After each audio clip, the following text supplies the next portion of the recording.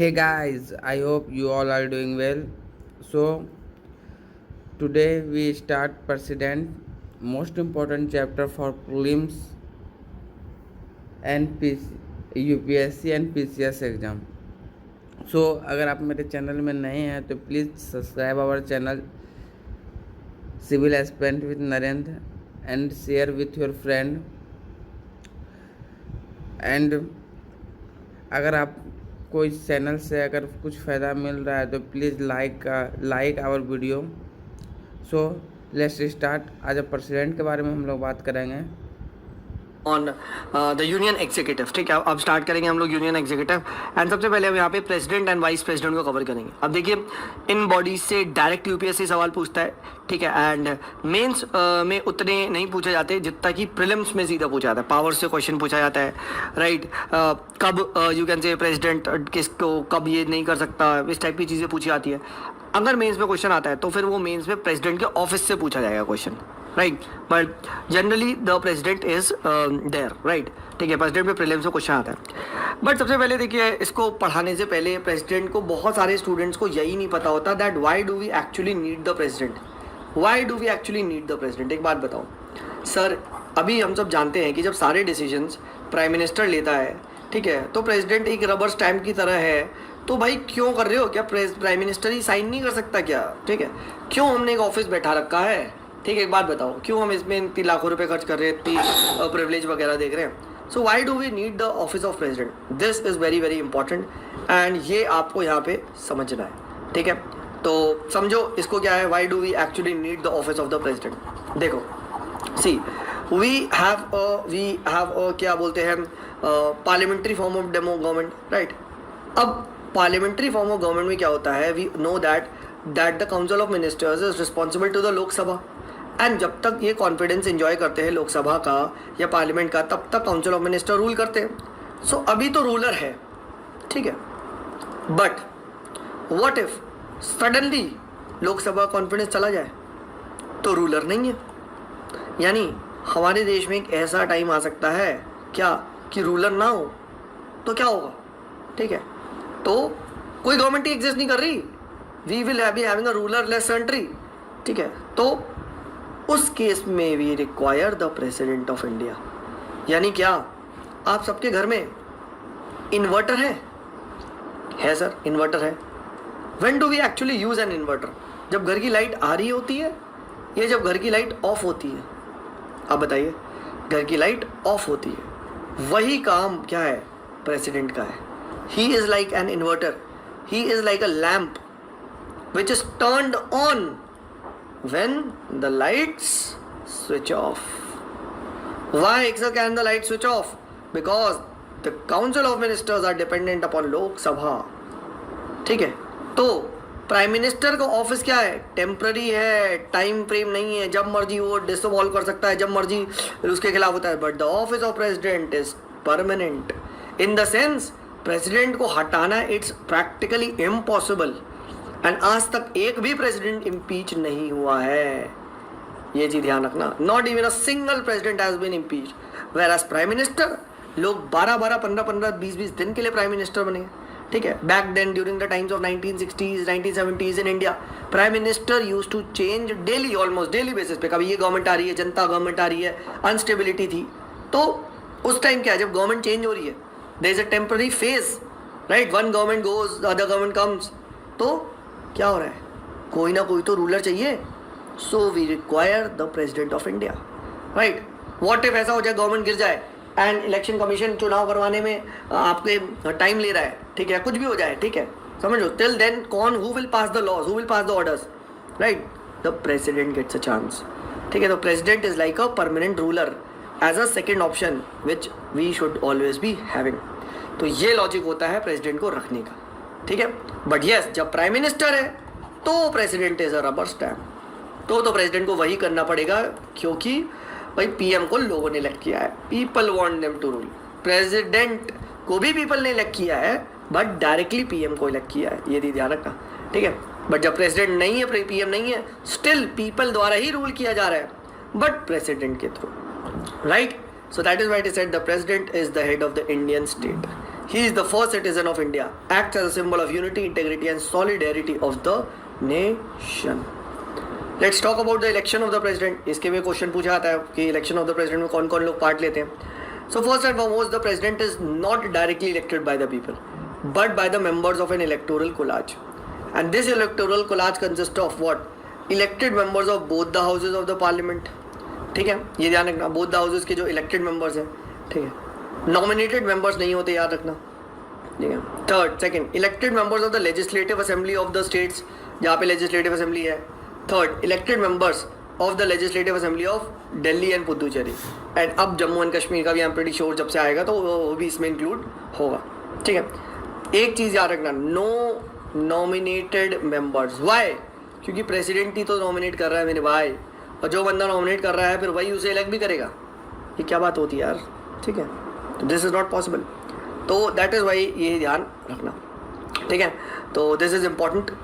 अच्छा, what if sir किसी state की असेंबली डिसॉल्व हो गई तो where an assembly is dissolved the member cease या stop to be qualified to vote in the presidential election. ये ध्यान रखना. ठीक है, even if the fresh elections to be dissolved assembly are not held before the presidential elections. ठीक है, तो अगर वहाँ की असेंबली डिसॉल्व है तो आप वोट नहीं कर सकते. ठीक है, तो दिस इज इम्पॉर्टेंट. अब एक बार ये क्वेश्चन भी पूछ लिया गया था यूपीएससी के प्रीलिम में, तो इसके फॉर्मूले पे थोड़ा सा देख लो. How is the president elected. ठीक है, तो इसमें अभी हम लोगों ने देखा कि यार हमारे एमएलए एंड एमपी वोट डालते हैं, राइट.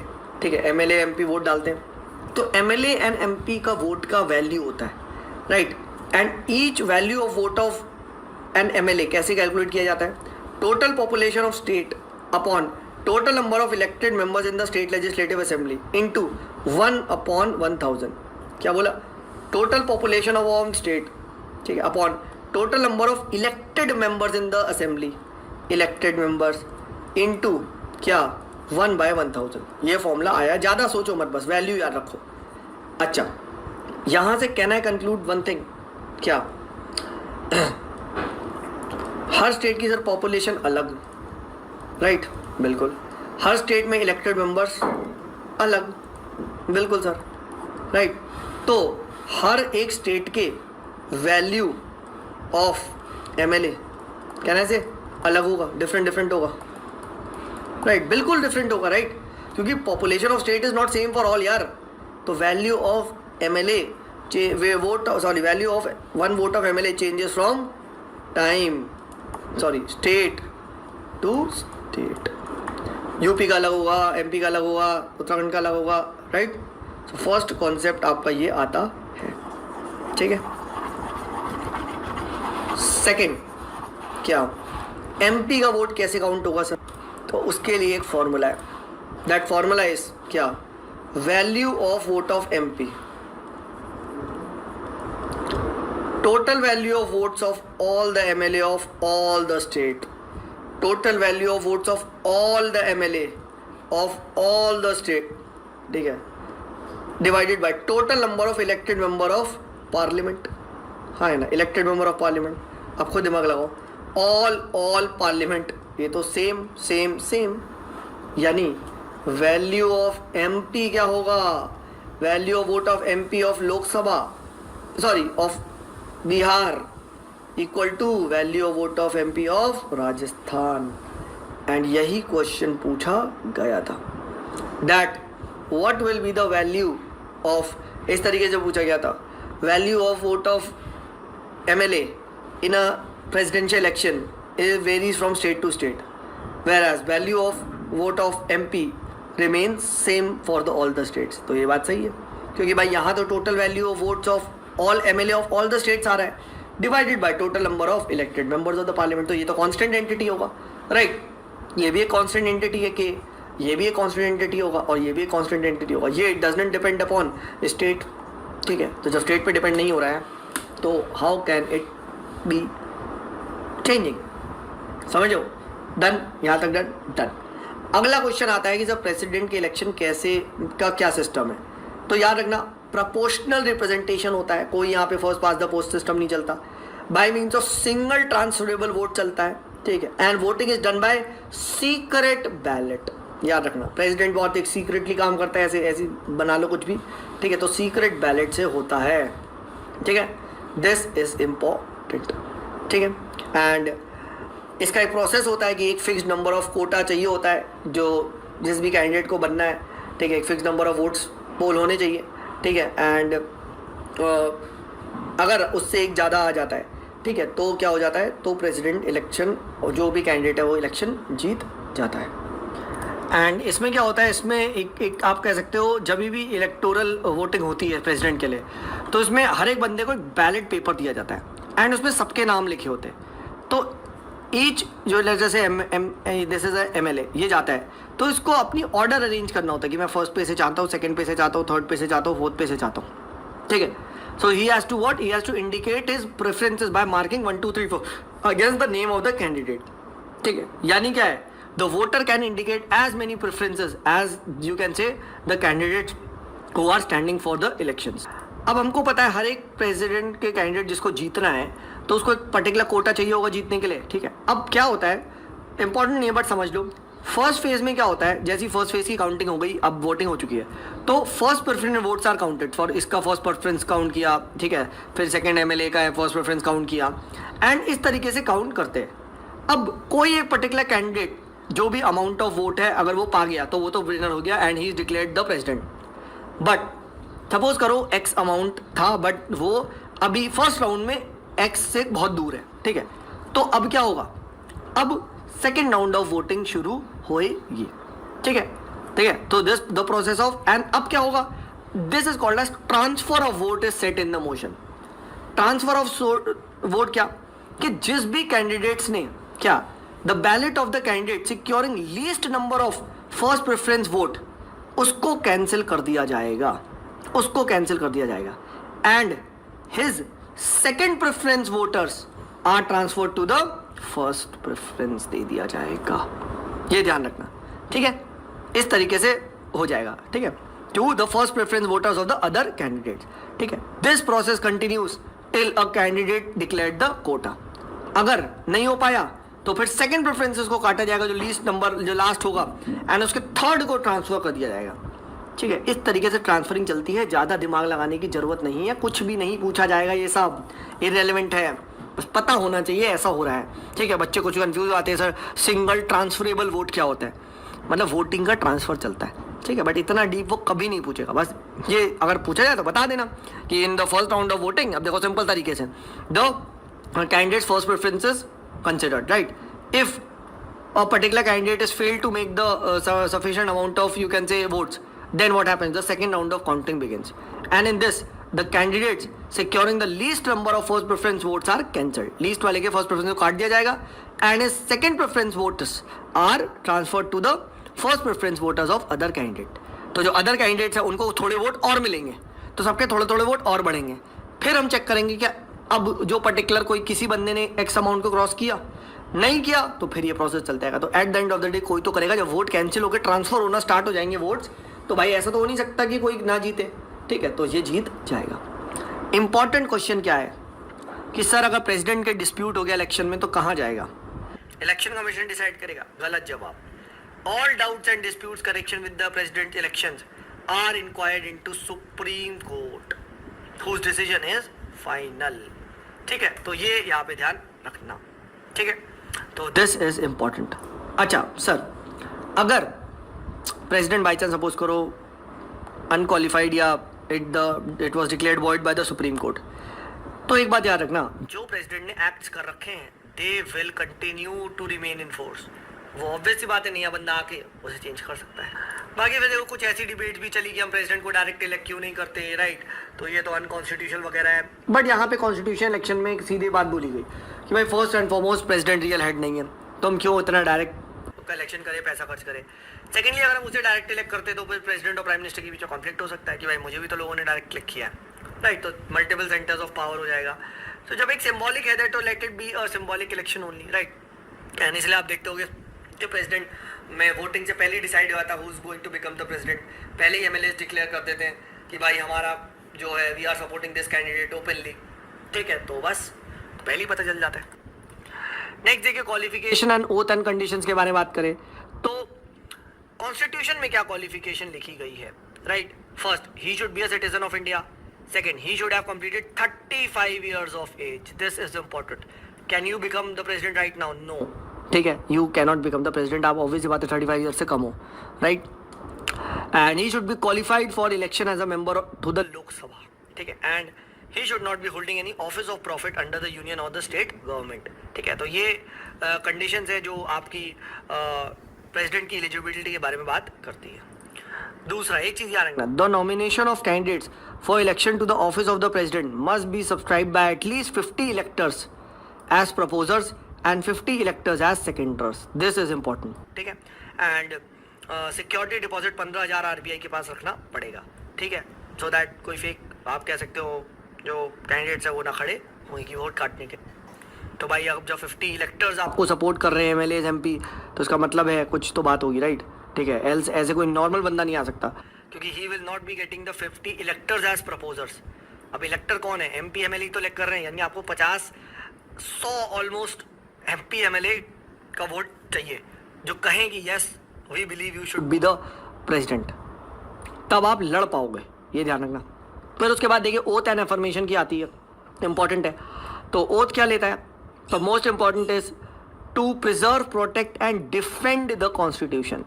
ठीक है, डिफेंड द कॉन्स्टिट्यूशन के बारे में ये बात करता है. ठीक है, एंड यस बाकी तो सही है, faithfully execute the office, devote himself to the service and wellbeing of the people of India.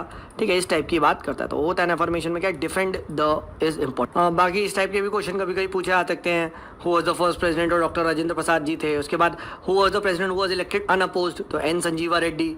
ठीक है, इस टाइप से भी पूछा जाता है, राइट? ठीक है, तो ये यहाँ पे ध्यान रखिएगा. ठीक है, एंड फर्स्ट वुमेन प्रेसिडेंट के बारे में पूछा आता है, तो श्रीमती प्रतिभा पाटिल तो ये बनी थी.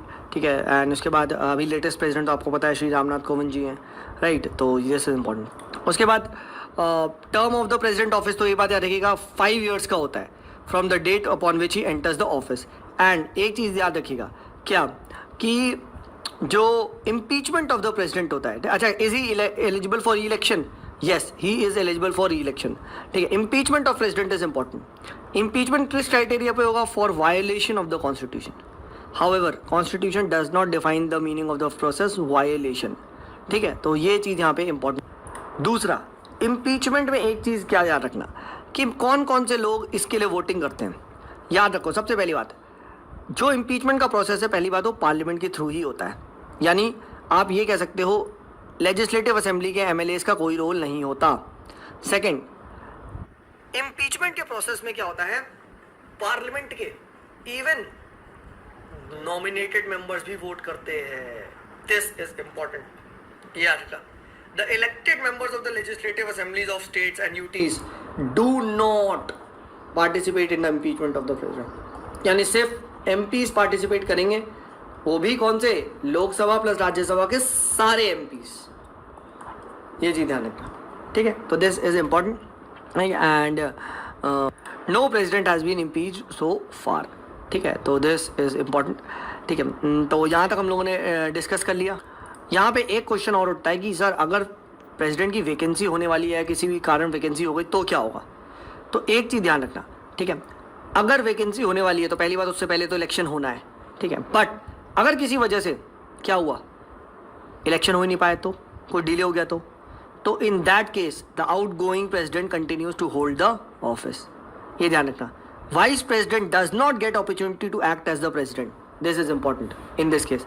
सेकंड, अगर what if the president resigns, या उनका इम्पीचमेंट हो गया, डेथ हो गई, ठीक है, किसी भी वजह से, सो फिर से वैकेंसी आ गई. सो अब 6 महीने के अंदर क्या होना है, आपको इस वैकेंसी को फुलफिल करना है. तो न्यूली प्रेसिडेंट ऑफिस आएगा. ठीक है, न्यूली जो इलेक्टेड प्रेसिडेंट है, ठीक है, वो आएगा. पहली बात तो एक चीज़ ध्यान रखना कि जो न्यूली प्रेसिडेंट आने वाला है वो पूरे 5 साल रहेगा. ऐसा नहीं है कि अब 2 साल के लिए प्रेसिडेंट का डेथ हुआ है तो 3 बचे तो 3 साल के लिए आएगा. नहीं, जब से प्रेसिडेंट आया फुल 5 year टर्म एंजॉय करेगा. सेकेंडली क्या, जब रिमूवल, डेथ और अदरवाइज किसी रेजिग्नेशन वगैरह की वजह से आपका प्रेसिडेंट नहीं, अनफॉर्चुनेटली, तो vice president acts as the president until our new president is elected. This is important. यहाँ क्वेश्चन पूछा आता है, यहाँ प्रेसिडेंट ही कंटिन्यू करेगा ऑफिस में, बट यहाँ वाइस प्रेसिडेंट बन जाएगा. याद रखना. ठीक है, उसके बाद फॉर वट एवर रीजन, हो सकता है यार अभी प्रेसिडेंट को कुछ बीमारी हो जाए, तबीयत खराब है, and he is unable to discharge his functions, right, due to absence, due to illness और वट एवर एनी कॉज, ठीक है, तो कौन बनेगा प्रेसिडेंट? तो भी मेरे भाई क्या होगा, vice president assumes his office and he discharges his functions, ठीक है, ये ध्यान रखना। But sir, in case the office of the vice president ही अगर वेकेंट है तो क्या होगा? वाइस प्रेसिडेंट ही नहीं है, ठीक है, तो मेरे भाई चीफ जस्टिस ऑफ इंडिया हमारा प्रेसिडेंट बनेगा उस पर्टिकुलर टाइम के लिए। और चीफ जस्टिस ही नहीं है सर, सोचो, तो मेरे भाई सीनियर मोस्ट जज ऑफ द सुप्रीम कोर्ट अगर वो अवेलेबल है तो वो प्रेसिडेंट बनेंगे एंड उतने टाइम के लिए वो ड्यूटीज को डिस्चार्ज करेंगे। This is important, right. अच्छा, एक बात और, जब भी कोई भी इनमें से बंदे आप देख रहे हो, आपके जो वाइस प्रेसिडेंट हैं या आपके चीफ जस्टिस वगैरह हैं, ये क्या बन रहे हैं? दे आर बिकमिंग प्रेसिडेंट, तो they enjoy all the titles, all the amendments, allowances, privileges that are determined by parliament. Next देखिए, मेंस में यहाँ बहुत क्वेश्चन पूछा जाता है, what are the functions of the president, ठीक है। तो उसके बाद देखिए बहुत सारी पावर्स होती है, जैसे executive, legislative, financial, judicial, diplomatic, military, emergency.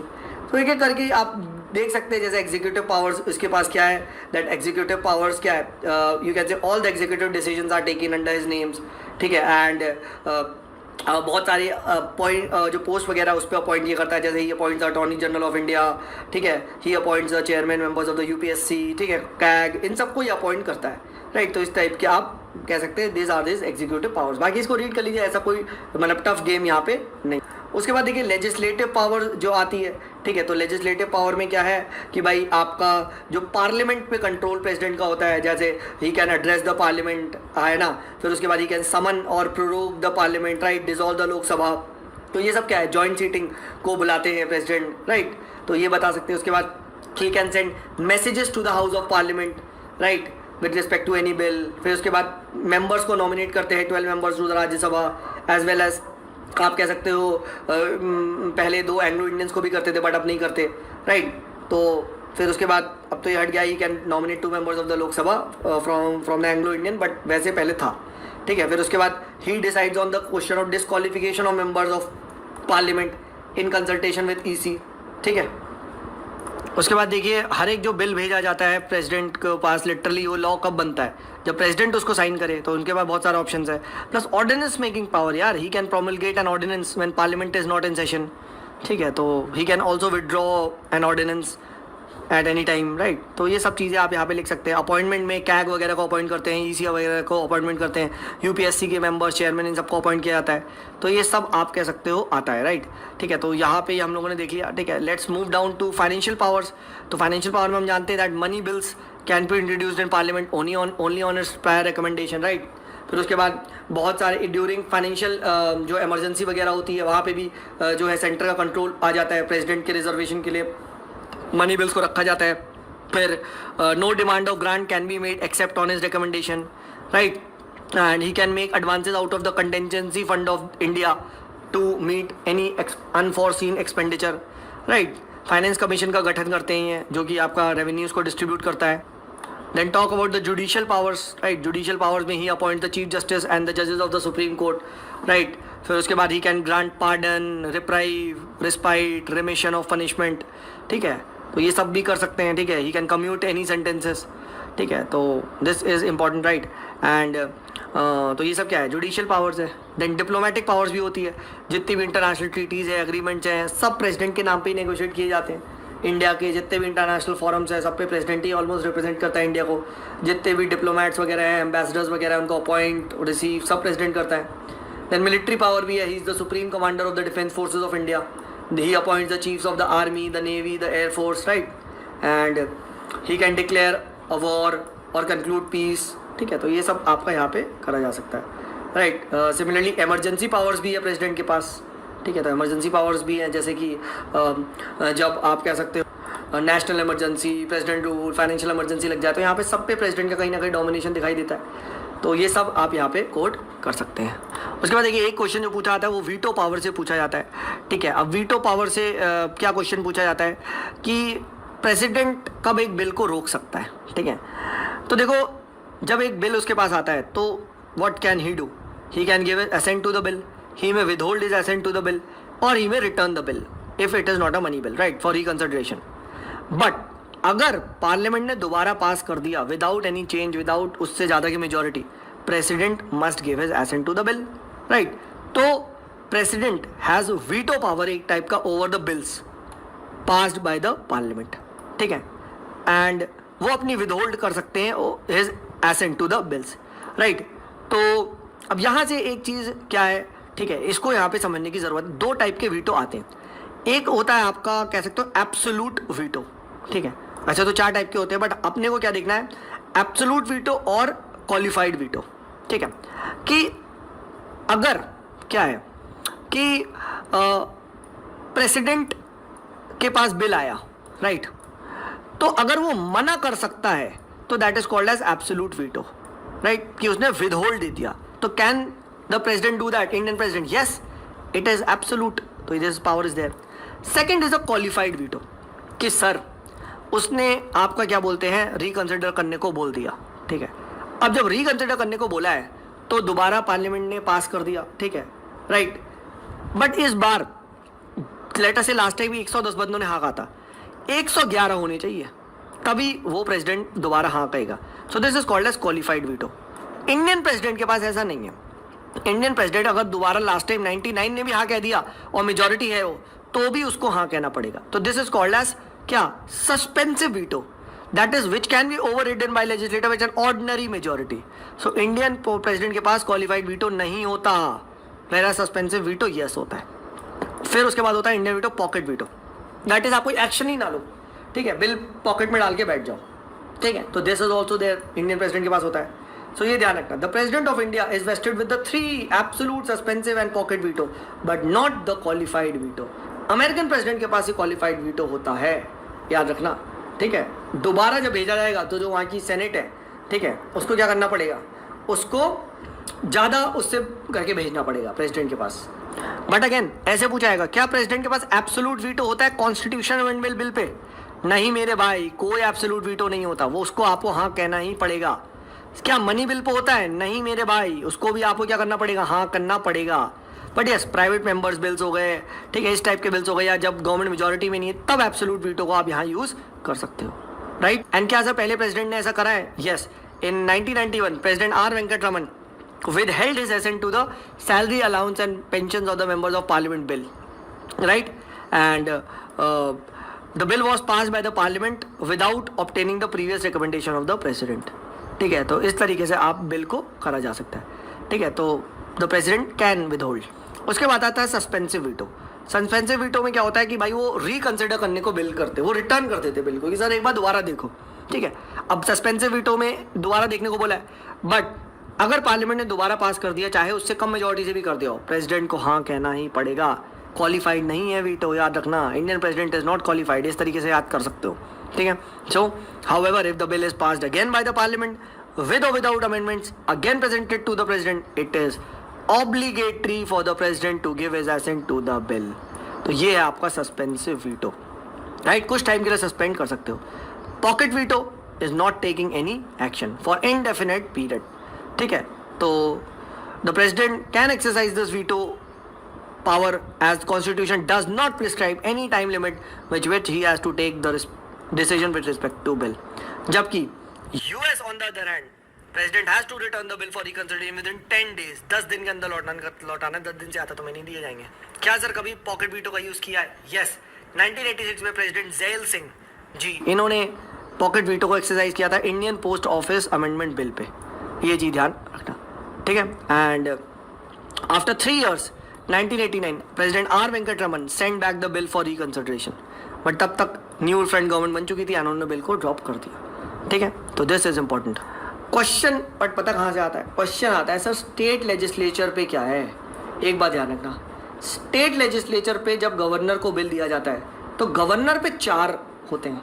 First, या तो हाँ कह दे, या तो वो ना कह दे, या तो वो रिटर्न कर दे, फोर्थ या प्रेसिडेंट के पास भेज दे. अब अगर प्रेसिडेंट के पास बिल आया क्या एंड प्रेसिडेंट ने दोबारा रिटर्न कर दिया, ठीक है, कि नहीं एक बार और रिकंसिडर करो, फिर दोबारा घूम के वैसे ही का बिल आया, क्या प्रेसिडेंट दोबारा रिटर्न कर सकता है?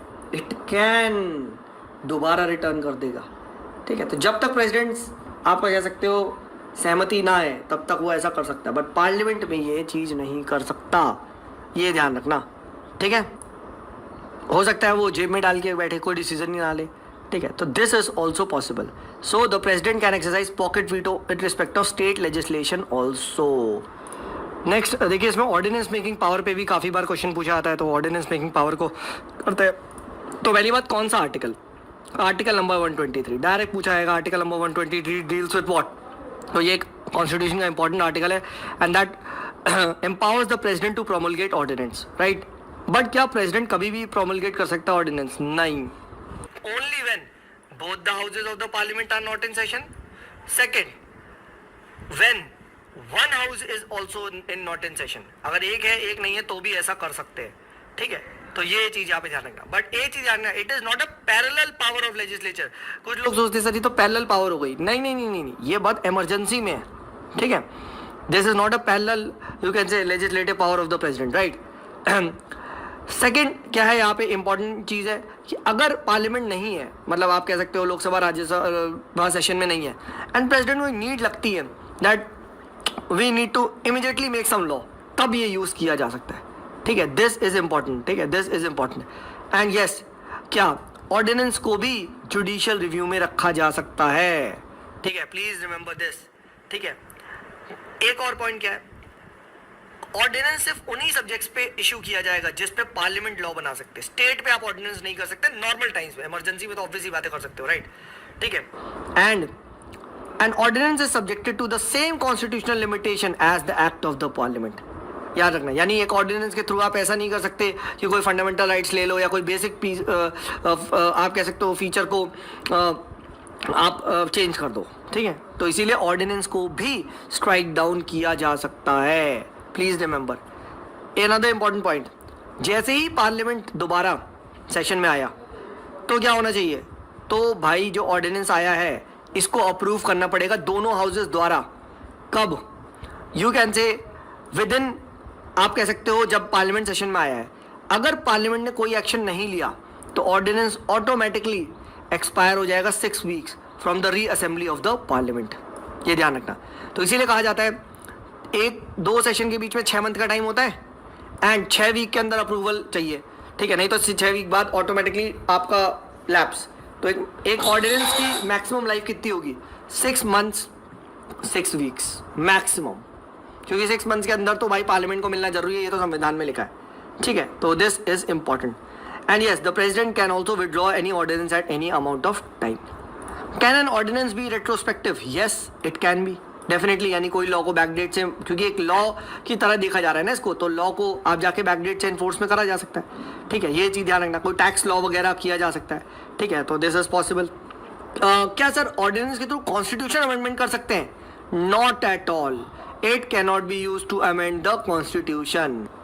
एंड एक चीज ध्यान रखना, क्या ऑर्डिनेंस मेकिंग पावर आपके पास हर डेमोक्रेटिक कंट्री में? नहीं, ठीक है, यूके, ठीक है, यूएस, यहाँ पे आपको नहीं दिखाई देगी। They are not found in most of the democratic countries, ठीक है, बट हमारा देश एक यूनिक है, तो please remember this, right. And emergency में कभी ज़रूरत पड़ सकती है, राइट, तो दिस इज इम्पॉर्टेंट, ठीक है। तो ऑर्डिनेंस मेकिंग पावर पे याद रखिएगा, ठीक है। एंड ये हम लोगों ने ऑर्डिनेंस के बारे में। एंड एक चीज़ ध्यान रखना, कुछ बच्चे कंफ्यूज हो जाते हैं, क्या ऑर्डिनेंस मेकिंग पावर सर ये इमरजेंसी वाली पावर है? नहीं नहीं नहीं नहीं नहीं, इमरजेंसी तो तब होती है ना जब हमको इमरजेंसी लगी है, like in state of war, external aggression, armed rebellion, but यहाँ ऐसा नहीं है। नॉर्मल टाइम्स में भी ऑर्डिनेंस मेकिंग पावर चलती है। अब काफ़ी बार ये भी ऑर्डिनेंस पावर को मिसयूज़ किया जाता है, बार बार ऑर्डिनेंस को रीप्रमलगेट करके, राइट। तो इसीलिए सुप्रीम कोर्ट का एक जजमेंट है DC वाधवा केस, एंड यहाँ पे the court pointed out that between 1967 and 1981 the governor of Bihar promulgated 256 ordinance, right? So this is what, this is like bypassing the legislature, this is bypassing the democratic, you can say, process, ठीक है। and it held that this is exceptional power of the parliament, ठीक है, ये आपकी exceptional power ही है of the president, right? and it cannot use as a substitute for the legislative power of the state legislature. आप legislature को ऐसे bypass नहीं कर सकते, substitute नहीं है, ये आपके पास exceptional power है। तो DC वाधवा केस को आप यहाँ मेंस में कोट कर सकते हैं। बाकी pardoning power of the president भी आप थोड़ा सा रीड कर सकते हैं, आर्टिकल 72 में बात करी गई है कि भाई he can basically pardon you can से for offenses against the union law, right, against the court martial, right, and you can say even the death sentence को पार्डन किया जा सकता है, right, फिर उसके बाद कम्यूट किया जा सकता है, रीएमिट किया जा सकता है, रेस्पाइट, रिप्राइव, सब फॉर्म एक है। जैसे पार्डन में क्या हो जाता है कि कंप्लीट फ्रीडम मिल जाता है, ठीक है। कम्यूशन में क्या हो जाता है कि टाइम फ्रेम को कम कर दो, राइट, ठीक है, टाइम फ्रेम को आप टाइम फ्रेम को रिमिशन में करते हैं। कम्यूटेशन में सेंटेंस को कम कर दो कि लेटर से आपको डेथ पेनल्टी दी है तो डेथ की जगह लाइफ इम्प्रिजनमेंट कर दो। रीएमिशन में मैंने ऐसे याद रखा था, मिशन इज फॉर टाइम, तो मिशन में क्या होता है, मिशन में टाइम फ्रेम को कम किया जाता है, ठीक है। रेस्पाइट में क्या होता है कि आप लेसर पनिशमेंट दे दो कुछ स्पेशल केस में, जैसे physical disability, right, different ability, right, pregnancy of a women offender, तो इस टाइप से बात कर सकते हो। देन रिप्राइव में क्या होता है, टेम्पररी एग्जीक्यूशन ऑफ सेंटेंस हो जाता है, ठीक है, फॉर अ टेम्पररी पीरियड कुछ रोकना, ठीक है। और एक चीज ध्यान रखना, गवर्नर के पास भी क्या है, पार्डनिंग पावर होती है, बट गवर्नर की पार्डनिंग पावर प्रेसिडेंट की पार्डनिंग पावर से अलग होती है दो रिस्पेक्ट में। President can pardon sentences inflicted by court martial, जबकि गवर्नर ये चीज नहीं कर सकता। Second, president can pardon death sentence while governor can not. अगर इवन स्टेट लॉ ने एक डेथ पेनल्टी दे दी है तब भी क्या हो जाएगा, the power to grant pardon lies with president only and not the governor, ठीक है। गवर्नर क्या कर सकता है, गवर्नर सस्पेंड कर सकता है, रीएमिट कर सकता है, कम्यूट कर सकता है डेथ सेंटेंस को, बट पार्डन यहाँ पे नहीं कर सकता, ठीक है। तो दिस इज दूसरा, क्या पार्डनिंग पावर प्रेसिडेंट की अपने मन मुताबिक है कि जब मर्जी किसको प्रेसिडेंट पार्डन कर दे, नहीं। ये भी क्या है, ये भी आपके पास एक, जब chief council of ministers recommend करेंगे तभी आपको ये करना है, ठीक है। Power is to be exercise on the aid and advice of union cabinet. Second, pardoning power कोई जुडिशियल प्रोसीडिंग नहीं है जहां पे दोबारा फिर से सुना जाए केसेस वगैरह को, बस इट इज दैट कोर्ट ने सुना दिया है but president has the last call, ठीक है, ये याद है। एंड यस, जो पार्डनिंग पावर है, is it subjected to judicial review, तो यस दिस इज ऑल्सो हो सकता है डिस्क्रिमिनेटरी मालाफाइड इंटेंशन पे किया हो, तो ये भी आप यहाँ पे कोट कर सकते हो। So with this we end the chapter president and from next class we begin the vice president. Vice president को हम यहाँ पे begin करेंगे, वो भी easily हो जाएगा and उसके बाद हम continue करेंगे। So please go and read this chapter from Laxmikant and center state relation, emergency provisions, ठीक है, president rule वगैरह इन सबको अच्छे से पढ़ें, इनसे काफ़ी questions आते हैं।